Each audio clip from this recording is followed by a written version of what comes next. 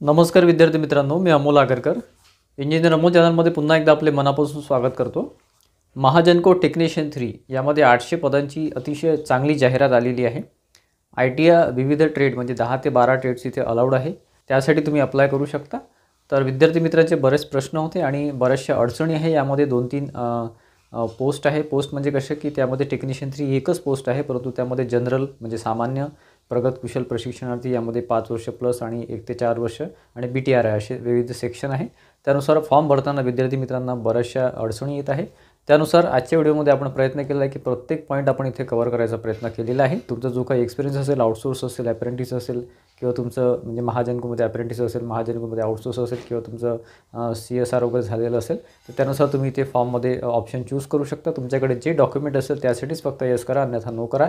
आणि काही सर्टिफिकेट्स आहे जर तुम्हाला तिथे येस किंवा नो करून त्याचे डॉक्युमेंटेशन किंवा त्याचे व्हॅलिडिटी डेट वगैरे टाकायची आहे, तर त्यामध्ये आपण प्रत्येक पॉईंट इथे कव्हर केलेला आहे। आधी व्हिडिओ पूर्ण बघा, कुठे स्किप करू नका, कारण की प्रत्येक पॉईंट अतिशय महत्त्वाचा आहे आणि त्यानंतरच फॉर्म सबमिट करा।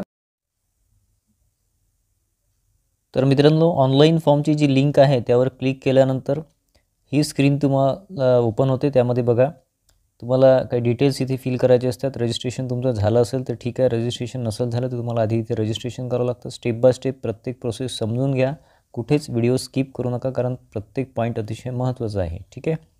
त्यामध्ये बघा, जेव्हा तुम्ही लिंकवर क्लिक करता त्यानंतर ही स्क्रीन ओपन होते। त्यामध्ये click here for new registration, फक्त इथेच तुम्हाला क्लिक करायचं आहे।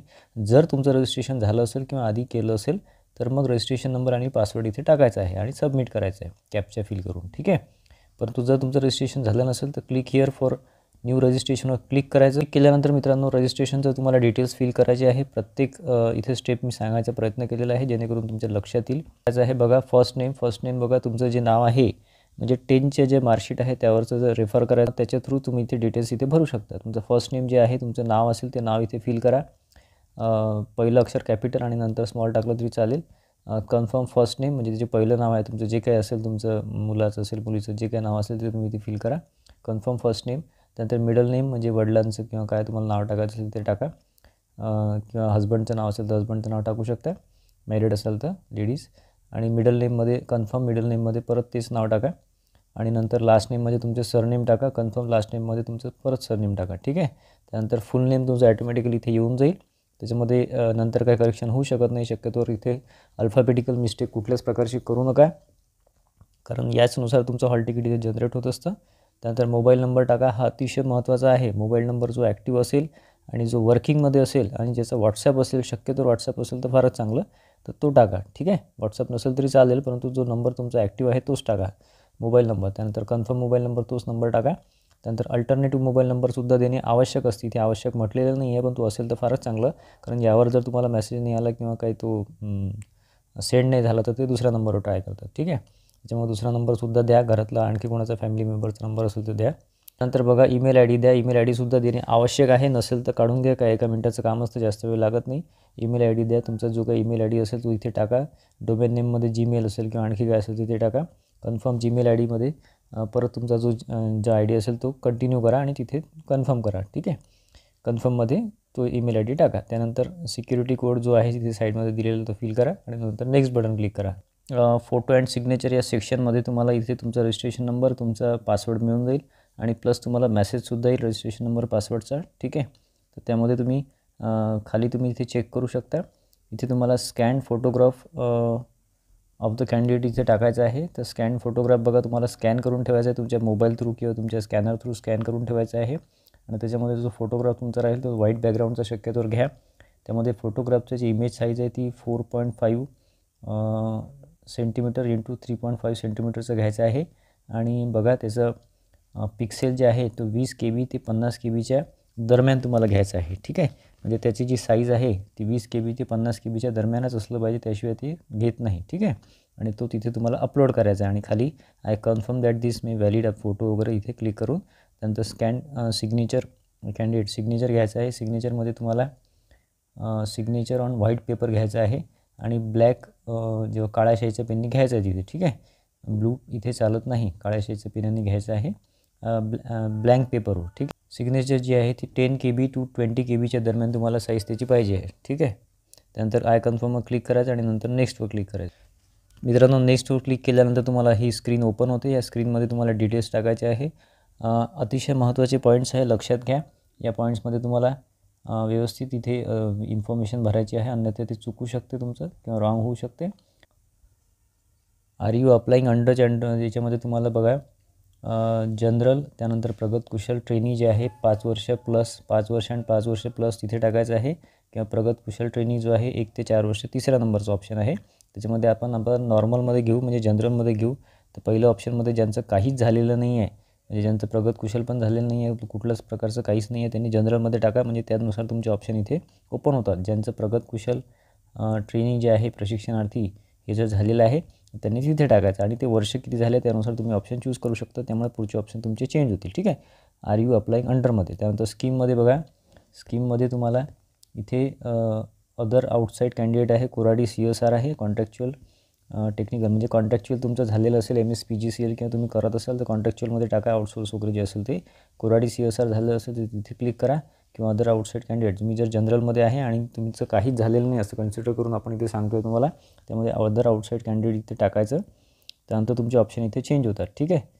त्यानुसार बघा कॅटेगरी, अर्जदाराची जात व पोट जात, त्याच्यामध्ये तुमची ॲक्च्युअली जात कोणती आहे. फॉर एक्झाम्पल तुम्ही OBCमध्ये आहे तिथे OBC टाका तुम्ही, कुठल्या त्यानुसार तुमचे पुढे डॉक्युमेंट्स चेंज होतात. ठीक आहे. त्याच्यामुळे OBCमध्ये असेल तर OBC टाका, किंवा ओपनमध्ये असेल तर ओपन टाका. परंतु तुम्हाला त्यानंतरचं ऑप्शन आहे अप्लाइड अंडर विच कॅटेगरी, म्हणजे तुमचं कॅटेगरी कोणती आहे पण तुम्हाला अप्लाय करायचं. फॉर एक्झाम्पल एखादा OBC असेल परंतु त्याला ओपनमध्ये अप्लाय करायचं असेल तर पहिल्या याच्यामध्ये कॅटेगरीमध्ये OBC टाकायचं आहे आणि अप्लाइड अंडर विच कॅटेगरीमध्ये तुम्ही ओपन टाकू शकता. किंवा तुम्हाला OBCमध्ये अप्लाय करायचं असेल, ज्याचे डॉक्युमेंट तुमच्याकडे असतील ते डॉक्युमेंट तुम्हाला इथे अप्लाइड अंडर विच कॅटेगरीमध्ये ते कॅटेगरी टाकायची. तुम्ही जर फॉर एक्झाम्पल SC टाकायचं असेल तर SCची तुमच्याकडे सर्टिफिकेट लागतील. ठीक आहे. आणि अप्लाइड अंडर विच कॅटेगरीमध्ये तुम्हाला जिथे अप्लाय करायचं आहे, जिथलं रिझर्वेशन घ्यायचं आहे तिथे टाकायचं. तुम्ही ओपनमध्ये सुद्धा इथे टाकू शकता तुमची इच्छा. ठीक आहे. नंतर सबकास्ट जी असेल तुमची ती टाकायची, हे काही एवढे महत्त्वाचं नाही आहे. त्यानंतर are you person benchmark disability आहे का, तर इथे येस असेल तर येस टाकायचं, नो असेल तर नो टाकायचं. येस असेल तरच तुमचे ऑप्शन इथे दाखवतील, अन्यथा तुम्हाला नो केल्यावर तुम्हाला कुठलंच ऑप्शन इथे होणार नाही. ठीक आहे. त्याचे अपंगत्व जे काही तुमचं डिसेबिलिटी आहे त्याचे तुम्हाला डॉक्युमेंट्स इथे टाकावं लागेल, किंवा डॉक्युमेंट म्हटल्यापेक्षा जे काही टाईप आहे सब टाईप आहे इथे टाकावं लागेल. सफरिंग फ्रॉम बघा हे सगळं ऑप्शन त्याचेच आहे. जर नसेल तर इथे डायरेक्टली इथे ते डिसेबल होऊन जाईल. ठीक आहे. गंभीर आजार, दुखापत वगैरे सगळं तेच आहे. त्यानंतर आपण are you an ex serviceman असाल, तुमच्याकडे डॉक्युमेंटेशन असेल, सर्टिफिकेट असेल तर यस करा, अन्यथा नो करा. किंवा रिझर्वेशन घ्यायचं असेल तर actual period of service yes केलं तर तुम्हाला सगळं इथे खालचे ऑप्शन इथे ऑन होतील. ठीक बघा, have you completed apprenticeship training from Mahagenco or MSCB, म्हणजे बघा 2004च्या आधीचं MSCB आणि आता जर महाजनको इथून जर तुम्ही अप्रेंटिस केली असेल, तुम्हाला अप्रेंटिसशिपचं रिझर्वेशन लागत असेल तर यस करायचं, अन्यथा नो करायचं. महावितरण महापारेषण इथे चालत नाही, लक्षात घ्या.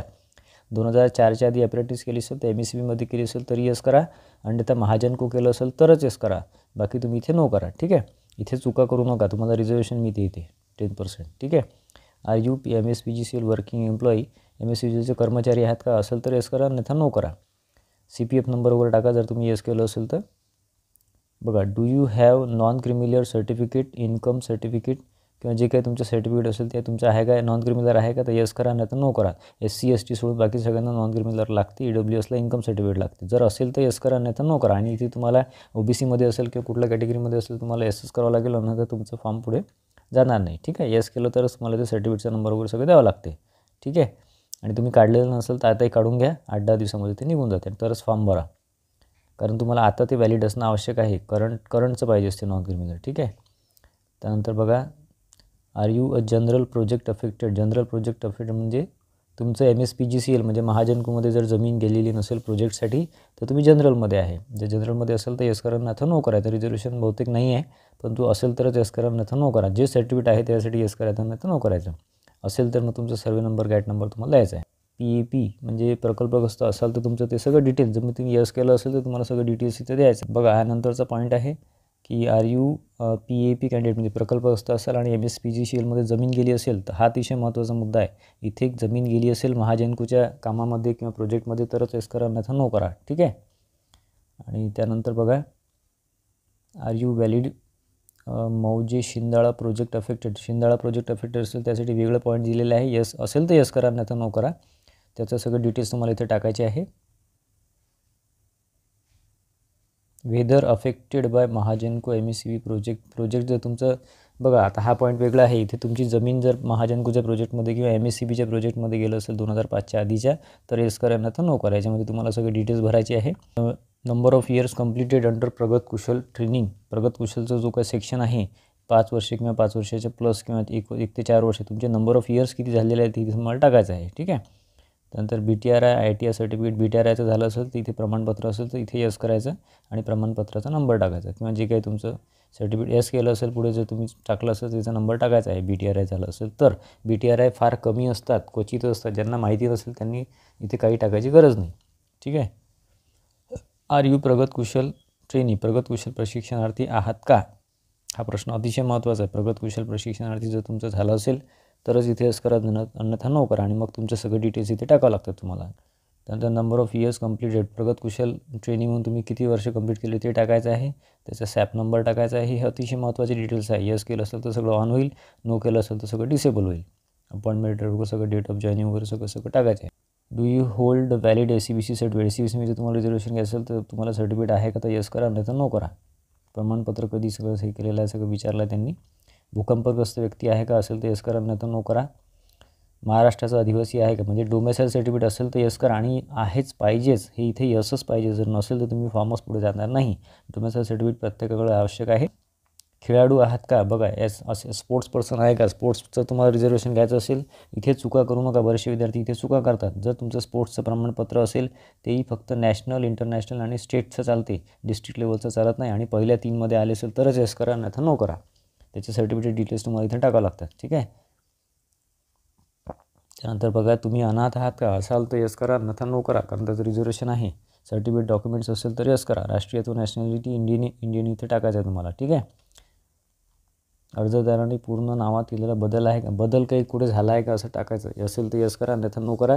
बदल झाला असेल तर तुम्ही यस करू शकता आणि इथे पुढे तुम्हाला ऑप्शन तिथे क्रिएट होईल, तिथे तुम्ही डिटेल्स टाकू शकता. ठीक आहे. त्यानंतर बघा मित्रांनो, परीक्षा केंद्र खूप महत्त्वाचं आहे. त्याच्यामध्ये तुम्हाला तुमच्या जवळचं जे आहे टाकायचं आहे. आधी जवळचं टाका. सेंटर 1मध्ये तुम्हाला कंटिन्यू समजा फॉर एक्झाम्पल तुम्ही नागपूरच्या, तुम्हाला 3 ठिकाणी नागपूर टाकायचं तर तुम्ही नागपूर टाकू शकत नाही. पहिल्या ठिकाणी नागपूर टाका, दुसऱ्या ठिकाणी अमरावती टाका, तिसऱ्या ठिकाणी अकोला टाका किंवा तुम्हाला जे वाटेल ते टाका. किंवा मग जे आधी जवळचं आहे ते टाका. 3 ऑप्शन तुम्हाला टाकायचं आहे. पहिलं अवेलेबल नसेल तर दुसऱ्या ठिकाणी देतात ते. ठीक आहे. त्यानंतर बघा पर्सनल डिटेल्स तुम्हाला टाकायचं. जन्मतारीख टाकायची. जन्मतारीख SSCचे जे सर्टिफिकेट आहे शाळेचं तिथे खाली दिलेली असते जन्मतारीख, तिथे डे, त्यानंतर मंथ, त्यानंतर इयर टाकायचं आहे. त्यानंतर तुम्ही मेल आहे की फिमेल आहे किंवा ट्रान्सजेंडर आहे ते टाकायचं आहे. त्यानंतर किंवा ट्विन ब्रदर सिस्टर म्हणजे जुळे आहेत का वगैरे असेल तर यस करा, नंतर नो करा. ट्विन्सचे नावं द्यायचे, जेंडर द्यायचे ट्विन्सचं, तुमचं वैवाहिक स्थिती, तुमची अनमॅरिड वगैरे जे काय असेल ते टाकायचं आहे. फादर्सचं वडिलांचं नाव टाकायचं, आईचं नाव टाकायचं आणि स्पाऊस म्हणजे तुमच्या जोडीदाराचं नाव इथे टाकायचं आहे. जे असेल ते. नॉन मॅरिड असेल तर काहीच टाकू नका. त्यानंतर बघा ॲड्रेस टाकायचा. ॲड्रेस महत्त्वाचा आहे. ॲड्रेस चुकू नका. त्यावर तुमचे पोस्टल डिटेल्स येतात. त्यामध्ये करस्पॉन्डन्स ॲड्रेसमध्ये जिथे सध्या तुम्ही राहत आहे तिथला ॲड्रेस टाकायचा आहे आणि डिस्ट्रिक्ट वगैरे, स्टेट वगैरे, पिनकोड टाकायचं चुकू नका. पिनकोड व्यवस्थित टाका. त्यानंतर सेम जर असेल परमनंट आधी करस्पॉन्डन्स तर सेमवर क्लिक करा. आधी ऑटोमॅटिक इथे खाली येऊन जाईल. ठीक आहे. वेगळा असेल तर वेगळा टाका. तर अमाऊंट तुमचं येऊन जाईल. ओपन असेल तर तुमचं 500 रुपये आणि प्लस तिथे चार्जेस लागतात आणि कॅटेगरी असेल तर कमी फी आहे. ठीक आहे. ते तिथे येऊन जाईल तुम्हाला. व्हॅलिडेट युअर डिटेल्स, व्हॅलिडेट केलं की तुम्हाला ते सगळं दाखवेल. तिथे जर काही चुका झाल्या असतील तर तुम्हाला त्या चुका दुरुस्त करून परत ते तिथे क्लिक करायचं. Validate your details. व्हॅलिडेट झाल्यानंतर सक्सेसफुली सेव्ह अँड नेक्स्टवर क्लिक करायचं आहे. त्यानंतर बघा एज्युकेशन क्वालिफिकेशन अतिशय महत्त्वाचं आहे. एज्युकेशन क्वालिफिकेशन तुमचं या डेटमध्ये पाहिजे. इथे वरचं डेट दिलेलं आहे 1/10/24, तिथे तुमचं कंप्लीट असलं पाहिजे. ठीक आहे. त्याच्यामध्ये तुम्हाला इथे आता ITI बेसवरची वॅकन्सी आहे. ITI प्लस तुमचं 10वी प्लस ITI. ठीक आहे. त्याच्यामुळे 10वी आणि ITIचे मार्क्स महत्त्वाचे आहे. बाकी तुमचं असलं तर टाका, नसलं तरी चालेल आणि असलं तरी काही तुम्हाला याचा फायदा होणार नाही. ठीक आहे. फॉर एक्झाम्पल SSC आहे, तर SSCमध्ये बघा तुमचं 10वीचे जे मार्कशीट आहे, मंडळ कुठलं आहे तर मार्कशीटवर लेफ्ट साईडला टॉपला अमरावती, नागपूर, पुणे जे काही असेल ते टाका. तुमचं डेट टाका, कधी तुमचं झालेलं आहे, उत्तीर्ण कधी झालं आहे ती डेटसुद्धा त्यावर असते. त्यानंतर तुमचे मार्क्स टाका. मार्क्स ऑप्टेडमध्ये किती मार्क्स तुम्हाला मिळाला, 10वीला 600पैकी 700पैकी जे असेल ते. त्यानंतर पर्सेंटेज ऑटोमॅटिक घेतं. क्लास तिथे सिलेक्ट करा. 60%च्या वर असतील तर फर्स्ट क्लास टाका. 60च्या आतमध्ये असेल तर सेकंड क्लास टाका आणि 45 किंवा 50च्या आतमध्ये असेल तर थर्ड क्लास टाका. ठीक आहे. HSC झालं असेल, 12वी झालं असेल तर टाका, अन्यथा टाकायची गरज नाही. तेच सगळं कंटिन्यू इथे करायचं. डिप्लोमा डिग्री झाली असेल तिथे टाका, अन्यथा टाकू नका. शक्यतो नाही टाकलं तरी चालते, असेल तर टाकून द्या, काही प्रॉब्लेम नाही, त्यांनी काही फरक पडणार नाही. टेक्निकलमध्ये बघा, ट्रेडमध्ये तुमचं इलेक्ट्रिशियन, वायरमन किंवा तुमचे जे काही 10-12 ट्रेडपैकी झाला असेल तो ट्रेड टाकायचा. ड्युरेशन टाकायचं 1 वर्ष 2 वर्ष जे असेल ते. बोर्ड टाकायचं, त्याच्यामध्ये बोर्डमध्ये तुमचं NSCVT, MSCVT आणि ITI दिलेलं आहे. तुम्ही इथे ITI टाकू शकता किंवा तुम्ही NSCVT जे काही तुमचं झालं असेल ते टाकू शकता. याने काही खूप फरक पडणार नाही, या डिटेल्सने खूप काही फरक पडत नाही. ठीक आहे. त्यानंतर मॅक्सिमम मार्क्स तुम्हाला जिथे मिळाले ITIमध्ये, तुम्हाला मॅक्सिमम मार्क्स म्हणजे आउट ऑफ म्हणजे जितके आहे, फॉर एक्झाम्पल 1200पैकी आहे तर 1200 टाकायचे. किती ऑप्टेंड म्हणजे मिळालेले मार्क्स तुमचे 800 असेल तिथे 800 टाका, 850 टाका. ॲटोमॅटिक इथे पर्सेंटेज घेऊन घेतो. ठीक आहे. क्लास टाका, त्यांचं इन्स्टिट्यूशन कुठून गेलं आहे, गव्हर्नमेंट ITI अमरावती असेल, गव्हर्नमेंट ITI पुणे असेल किंवा जे काही असेल तिथून टाका. ठीक आहे. Do you have knowledge of Marathi language. Marathi language तुम्ही इथे शक्यतो रिहर्सल्स करा. तुमचं एक्सपिरियन्स आहे का, पोस्ट क्वालिफिकेशन म्हणजे तुमचं ITI झाल्यावर एक्सपिरियन्स आहे का, असेल तिथे टाकू शकता तुम्ही. सगळे डिटेल्स टाका आणि तिथे तुम्ही फिल करू शकता. कुठलेही टाका, जे काही तुमचं झालं असेल झालं तर टाका, नसेल काही गरज नाही. आणि अनुभवाचा तुम्हाला काही इथे फायदा होणार नाही. MSPGCLचा तुमचा अनुभव असेल तर तुम्हाला इथे फायदा होईल. ठीक आहे. बघा तुमचं जे असेल तिथे टाकू शकता याच्यामध्ये सगळं. ठीक आहे. Languages known, Marathi, read, write हे सगळं क्लिक करा. हिंदी असेल तर हिंदी टाका, इंग्लिश असेल तर हिंदी टाका. याने पण खूप काही फरक पडत नाही, पण तो असेल तर टाका. व्हॅलिडेट युअर डिटेल्स केलं की ते सगळं चेक करतील. कुठे जिथे एरर झाली असेल तुम्हाला सांगतील, तिथे दुरुस्त करा आणि परत व्हॅलिडेट युअर डिटेल्स करा आणि सेव्ह अँड नेक्स्ट करा. तर मित्रांनो, हे सगळं झाल्यानंतर तुम्हाला एक प्रोफाईल तुमचं येऊन जाईल, प्रिव्ह्यू येऊन जाईल. प्रिव्ह्यूमध्ये तुम्हाला सगळे डिटेल्स दिसतील. जर ते व्यवस्थित असेल तरच पुढे जा, अन्यथा बॅक जाऊन परत ते क्लिअर करा. आणि त्यानंतर म्हणजे तुम्हाला एक प्रिंट येऊन जाईल एक प्रकारची. तिथून तुम्ही त्याचा स्क्रीनशॉट घेऊ शकता किंवा तुम्ही त्याचा एक चेक करू शकता सगळे डिटेल्स. ते क्लिक केल्यानंतर, सगळं चेक केल्यानंतर, कारण ते परत चेंजेस होणार नाही त्यामध्ये. आणि त्यानंतर तुम्ही सेव्ह अँड नेक्स्ट केलं की तुम्हाला पेमेंटची स्क्रीन येईल.